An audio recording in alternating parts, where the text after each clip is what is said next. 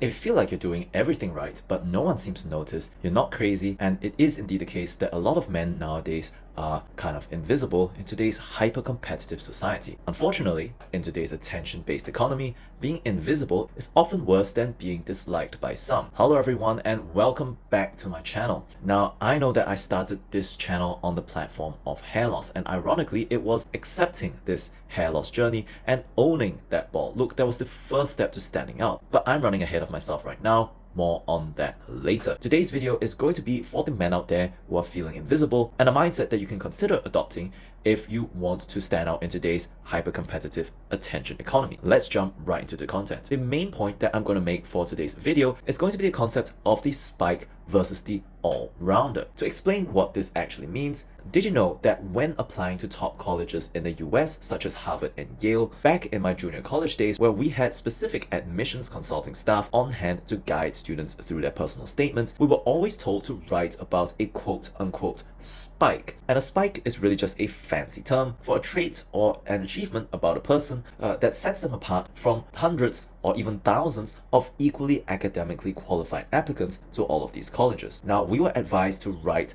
about a spike or a special experience that we might have.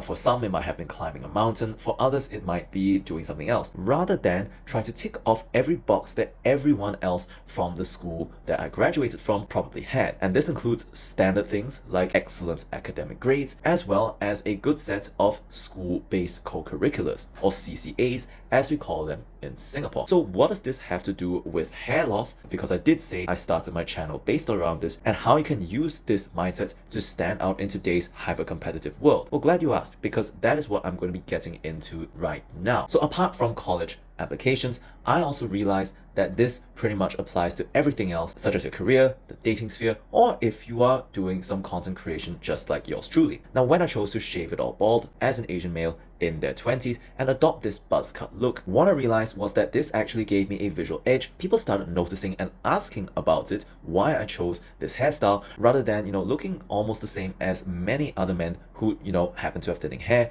or just have normal hair. On top of that, it also gave me something I didn't quite expect, which was the lesson that the absence of something pulls focus to everything else, like my style, physique, and even how I spoke, rather than lack of something else. So in a sense, this whole bald look as someone in their 20s in Asia is kind of a visual spike that I'm actually pretty surprised has allowed me to get better results, for example, on the apps than before. And that is going to be something that we'll be covering in a separate video if you want to see the whole experiment. And the same thing is true in career as well. Now, working in finance, I realized that instead of being a generalist who hops from asset class to asset class, it often benefits one to specialize in a given industry or in a given coverage area. For example, you might be covering a certain sector at a bank. All of that stuff may seem risky to begin with because it disqualifies you from certain other areas and reduces your optionality to some extent, which ultimately, if you think about it, does work in your favor, because your goal at the end of the day is to secure a better role rather than, try to qualify for every role out there and have a bunch of offers that may not be suited to you. Similarly, in the case of the hair loss example, I know that this look is probably not going to be conventionally accepted by most. However, I've been surprised again and again that there kind of is a market for everything, even though that market might be smaller than one would have desired in the first place. At the end of the day, what you're trying to achieve is to reach the people who would wholeheartedly